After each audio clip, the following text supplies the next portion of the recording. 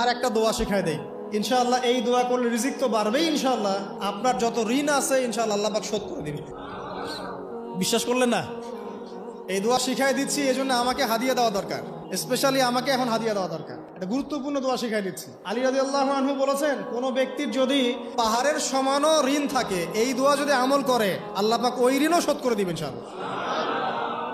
ঋণ কেমন জানেন? ওই যে এখন মানুষ ঋণ নিচ্ছে 1 কোটি টাকা ব্যাংক থেকে, 2 কোটি টাকা ব্যাংক থেকে, হ্যাঁ, কত বছর, 10 বছরের জন্য, 20 বছরের জন্য বাড়ি করছে, তাই না? তার ধারণা এমন যে সে মারা গেলে তার ঋণটা কেউ না কেউ শোধ করে দিবেই দিবে, তাই তো? আর আল্লাহর রসুল কি বলছেন দেখেন, একজন মারা গেছেন, নবী সাল্লাল্লাহু আলাইহি ওয়াসাল্লামের সময় একজন মারা গেছেন। তো নবী করিম সাল্লাল্লাহু আলাইহি ওয়াসাল্লাম বলছেন, এই ব্যক্তির কি কোনো ঋণ আছে? একজন সাহাবী বলেন, হ্যাঁ ইয়া রাসূলুল্লাহ, তো ঋণ আছে। নবীজি বললেন, তোমরা ওর জানাজা পড়ো, আমাকে ডেকো না। তোমরা ওর জানাজা পড়ে নাও, আমি জানাজা পড়তে চাচ্ছি না। আমি এখন কেমন করে আপনাকে বুঝাবো ঋণ কত ভয়ঙ্কর জিনিস?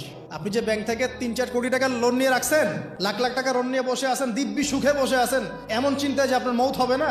আর নবী সাল্লাল্লাহু আলাইহি ওয়াসাল্লামের সময়ে একজন মারা যাচ্ছেন, তিনি বলছেন তোমরা জানাজা পড়ে নাও, আমি জানাজা পড়তে চাচ্ছি না। মানে ঋণগ্রস্ত ব্যক্তির জানাজাও তিনি পড়তেন না। তারপরে একজন এসে বললেন, ইয়া রাসূলুল্লাহ, আমি তার ঋণ শোধ করে দিব, তার যা ঋণ আছে আমি শোধ করে দিব। তখন নবী এসে জানাজা পড়লেন সাল্লাল্লাহু আলাইহি ওয়াসাল্লাম।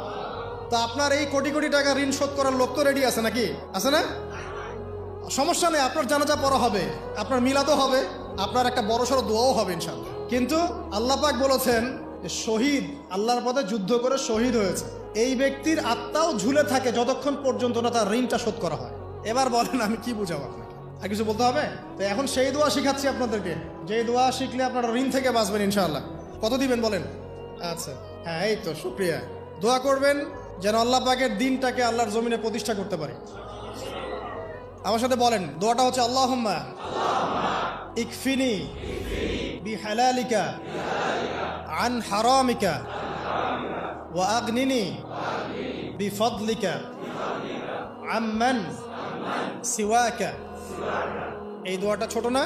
এটা মুখস্থ করবেন, সেজদায় পড়বেন, নামাজের সেজদায় পড়বেন, আত্তাহিয়াতু দরুদ শেষ তারপরে পড়বেন, নামাজ শেষে হাত তুলে করবেন, যখন তখন শেষ রাতটা করবেন।